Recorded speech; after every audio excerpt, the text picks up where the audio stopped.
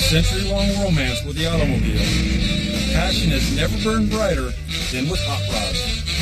Be they immaculate show cars, gritty racers, or somewhere in between, hot rods embody the core values that make this country great. Innovation, competition, improvisation, good looks, fast cars, and the relentless drive to succeed. As told by the legends, old and new, who lived it. This is the incredible true story of an American icon, the hot rod.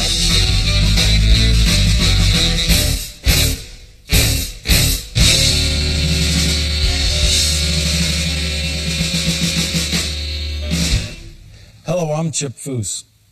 After World War II, Southern California saw an explosion of interest in hot rodding. Guys were racing on the street, but more and more were taking their hop-ups out to the dry lake beds in search of true flat-out speed, unknowingly building the foundation of an iconic American subculture and a multi-billion-dollar industry. Californians have been racing their hot rods on the streets and the dry lakes since the 1920s.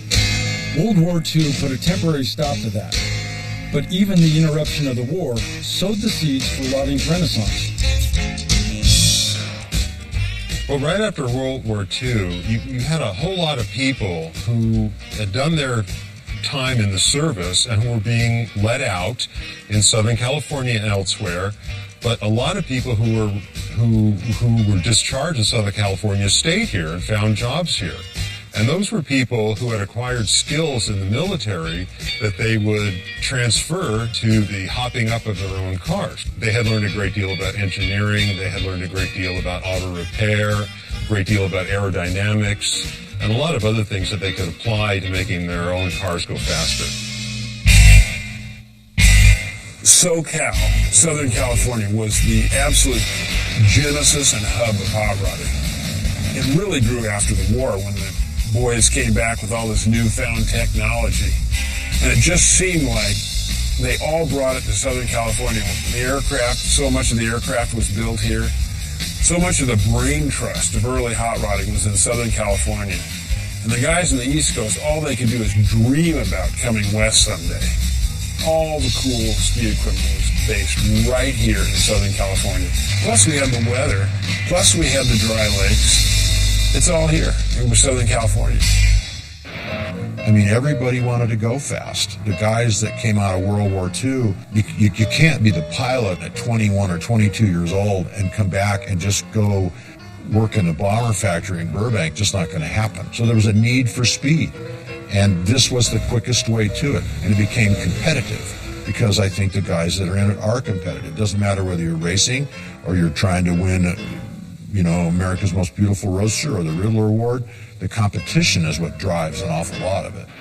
It was hard to buy a new car in 1946 because they were in very short supply. They hadn't been making cars since 42. So if you wanted a cool car, you had your money saved up, maybe you had combat pay, and you really had some money. The notion of buying a pre-war car and stripping it to its bare essentials was pretty commonplace in LA and San Diego, all up and down the coast. While the dry lakes offered a safer and more amenable environment for high-speed hot rods, most racing was still done on the streets. A lot of these folks would find a street late at night that wasn't being used and just have speed contests up and down until the cops caught them and they would disperse.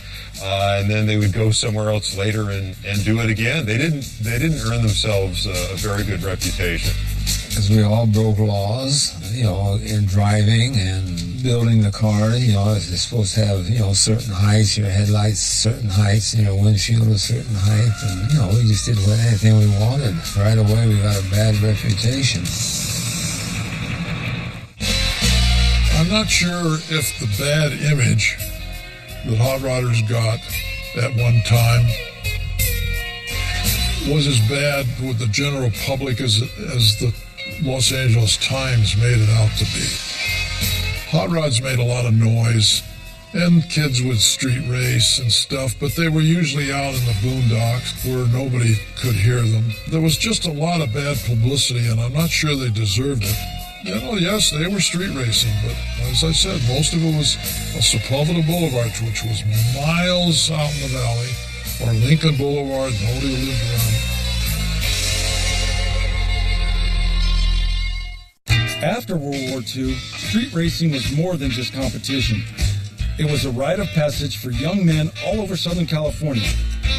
Put simply, all the cool kids were doing it.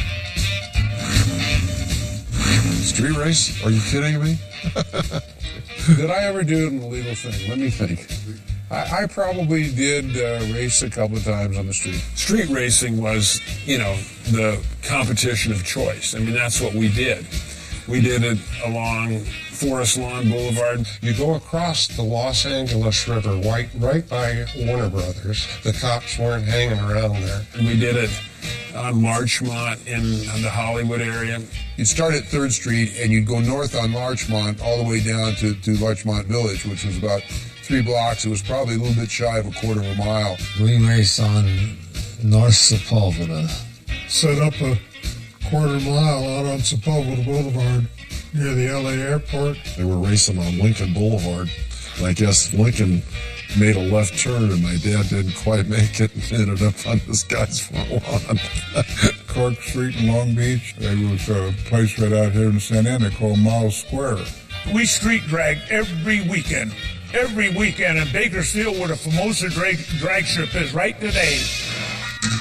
While most street racing took place well away from innocent bystanders, the potential for disaster was still there, as a hot rodder might not know what's around the next corner. I beat this guy twice.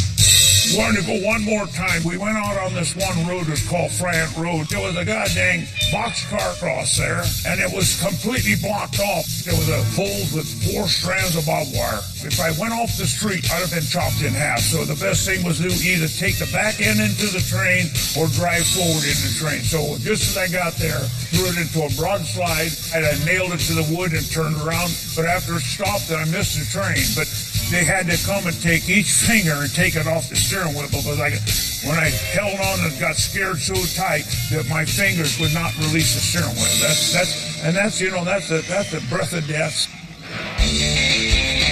Many a night of street racing ended with an encounter with the Los Angeles Police Department. True to their outlaw image, some hot rodders even sought to pit their cars against those of the police. It's not like today. You wouldn't think of going out and looking to get a police car or motorcycle on your tail. But that's what we did in those days, or our little group did anyway. And we were very seldom ever caught. I can remember one time in West LA, I was going down Sepulveda Boulevard. The cop was chasing us, but I hear him and I see him, and so I just take off. Going a mile or so, he was still there and getting closer, and I just started getting off on side streets then. All of a sudden I round a corner and it was a dead-end street. But there was an open garage near the end of the street.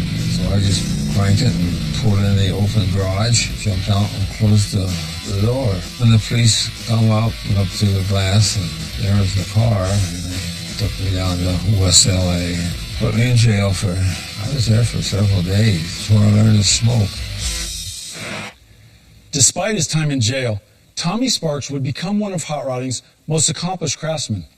As the owner of a speed shop, builder of drag racing and Bonneville cars, and finally as an award-winning restoration specialist. He, like many of his contemporaries, realized the futility of street racing.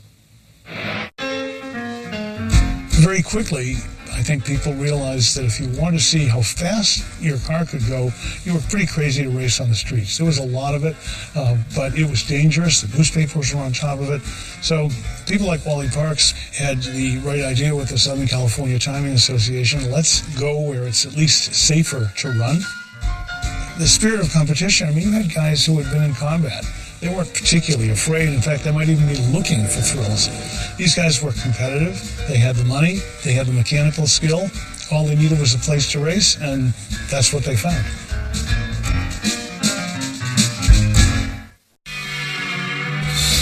while the dry lake beds of Southern California were the perfect place for post-war hot rodders to run their cars, conditions were Spartan, with little in the way of amenities for racers or spectators. The dirt and the wind and everything about it is horrid, except it's just awesome. You just stood in the dirt for a mile. I mean, people shoulder to shoulder down the course. Now, there were no bleachers. We were lucky to have a little timing stand that we'd built for the SCTA where the timer could be up on a little stand. That was the only thing we had that was official. We had so many guys running to the lakes that a couple of our guys came up with the idea to hang signals. Red, green, amber. 3 rows of signals they got somewhere. Who knows, they might have stolen them. But they hung those up and we had 3 lines, which we'd never had before. To try to get all these cars through the traps, it was just a zoo for a long time at the lakes. When you got there, you'd take the windshields off, the headlights off. Your girlfriends could sleep under the car if you had a sleeping bag. You just slept right on the dry lake. You usually start the racing just a little past daylight because the wind can come up there bad. And it really is bad. It just shuts things down. No money for motels. My buddy and I, we slept in this car for 7 years. At times that we were out. We never had money enough to buy a motel. All I had was my Navy blanket that I brought home. We'd get it underneath there and 2 crazy Armenians in there, and I'll tell you what, it got warmer than hell. We didn't go out on the lake proper because there were an awful lot of crazy people running around at night. In fact, one weekend they killed 7 people just running into each other. And when daylight came, we'd pack up, go and get in line and go through inspection. And then we'd make usually 2 or 3 runs in a day. And then by 11 or 12 o'clock, it would get so hot and windy that pretty much everybody was done by that time. We could drive home. Of course, choice of sleeping companion could make a world of difference. I always had a girl with me who would sleep under the car during the night up there, so that was fun. But not all women were so seduced by the siren call of a well-tuned flathead. I think I learned early on fixing up a car to attract a girl wasn't true at all. They could care less. Say, you're all right. Most girls have nothing on their minds but dates. They don't even want to fool around with the car. Afraid they might get dirty. Say, would you hold us a minute?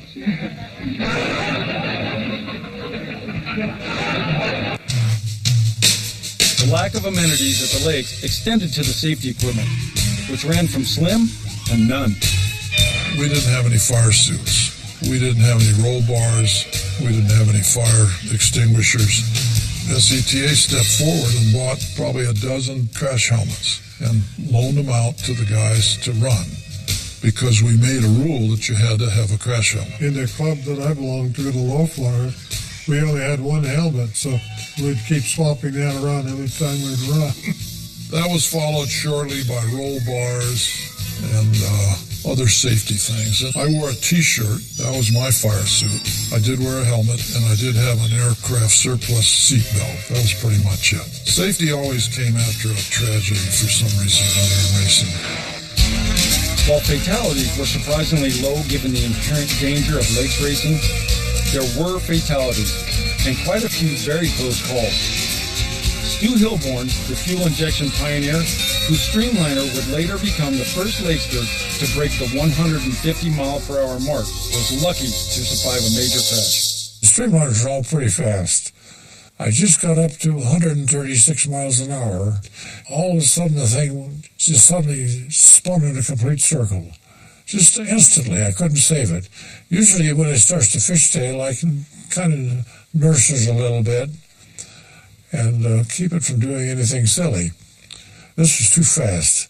Anyway, it spun, and in about 10 seconds, the left rear spoke wheel broke.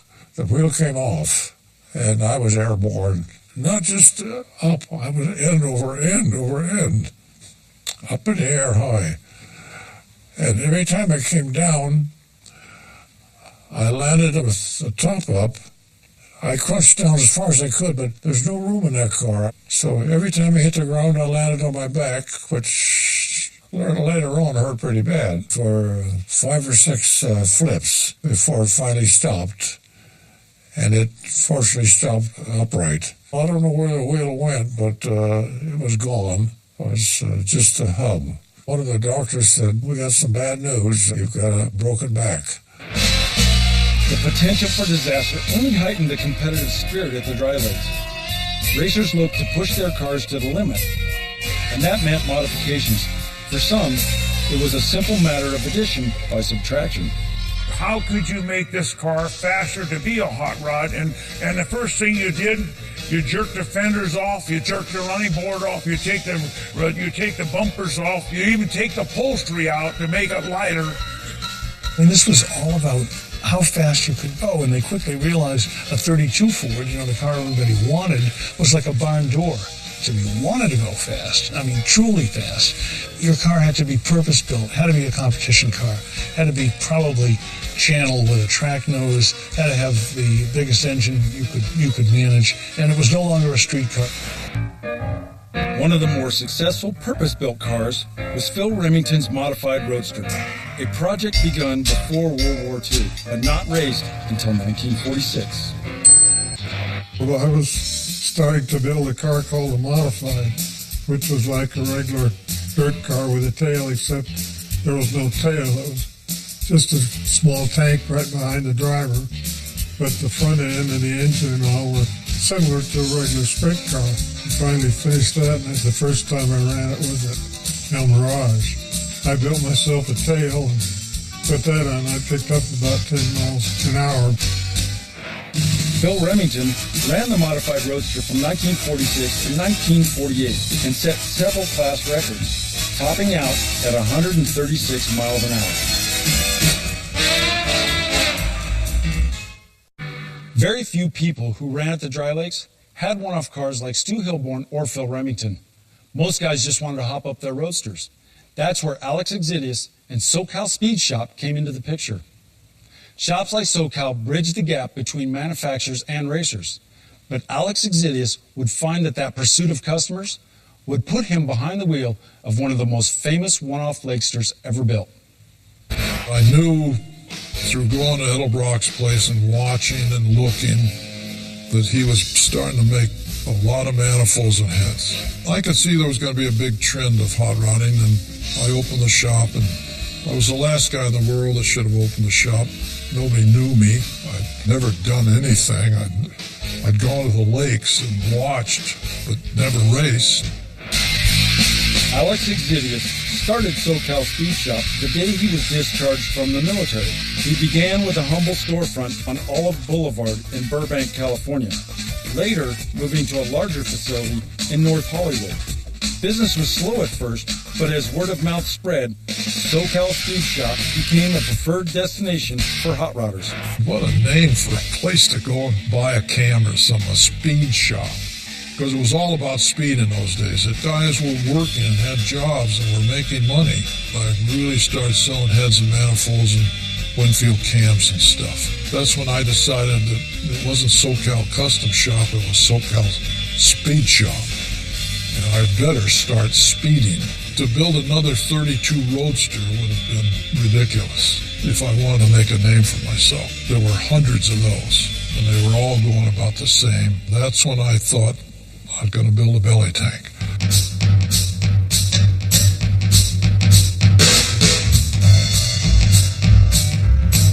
The SoCal Belly Tank was a great leap forward for dry lakes racing. The body started life as a fuel tank for the P-38 Lightning, which needed the extra fuel to provide aerial support for B-17s on bombing runs over Germany during World War II. Bill Burke, the father of the belly tank, made a prototype out of a 168-gallon tank from a P-51 Mustang, but eventually settled on the larger 305-gallon P-38 tank. Mount the tank on a Model T frame, wedge a 39 Ford V860 engine into the rear, throw on wheels made for a milk truck, and you've got a light, aerodynamic machine built for demolishing the competition. A machine that embodied the core ethos of hot rodding. Cheap, innovative, distinctive, and fast as all hell. A belly tank would stand out. Plus, they were great-looking cars. It's an Air Force designed teardrop shape, perfect streamlined thing, and you could get it in a surplus store after the war for probably $20. So, well, it was pretty astounding because the things were so small that you wonder how anybody could even get in the thing, let alone have a full-size flathead in the thing. Well, the hot rodders were pretty innovative. They would start or try anything, given half a chance. I was not competitive with the belly tanks. They just had less frontal area, and I couldn't compete with them. By the end of the 1948 season, the SoCal belly tank held the SCTA Class A record at just over 131 miles per hour and took the club points title, and its potential had yet to be fully tapped. In the years to come, the belly tank would reach speeds at just under 200 miles per hour. And it was no mean feat to pilot an essentially improvised car over the uneven surface of the dry lakes. Driving the belly tank was extremely, extremely loud because you were down inside this huge shell of a car, and everything was echoed way beyond what you'd ever heard before. Mostly we heard the rear end gears, mostly. The exhaust were taking the engine out, and in those days a flathead only ran about 5,400 RPM, so they didn't scream like 11,000 like they do now. But we could hear the rear end gear, the Halloran quick change gears. Oh God, they were just screaming. I mean, it was really loud in there. I was always nervous before a run. Because, you thought about how fast you were going to go. Of course, in those days, that was really fast. I was nervous. I wasn't a speed freak. I did it more for SoCal Speed Shop's name on a car, to build a really good car, a really good-looking car, and to be first. The SoCal belly tank remains as one of the most significant and eye-catching hot rods of all time. An aluminum-bodied symbol of the days when dry lakes racing was the pinnacle of hot rodding. The lakes soon found themselves eclipsed by other racing venues, but the memory and pursuit of high-speed runs in the middle of nowhere lives on. I'm Chip Foose. Thanks for watching. Next time on American Icon. It was a brave thing to name a magazine Hot Rod in January of 1948. I said it would be like naming it Gangbanger today. There was a fear on Wally's part that this whole thing could die almost before it got started because there was tons of bad publicity. You just need to go and look at the old newspapers. Hot Rod kills Granny in Pasadena or something like that. We were all running on the street, and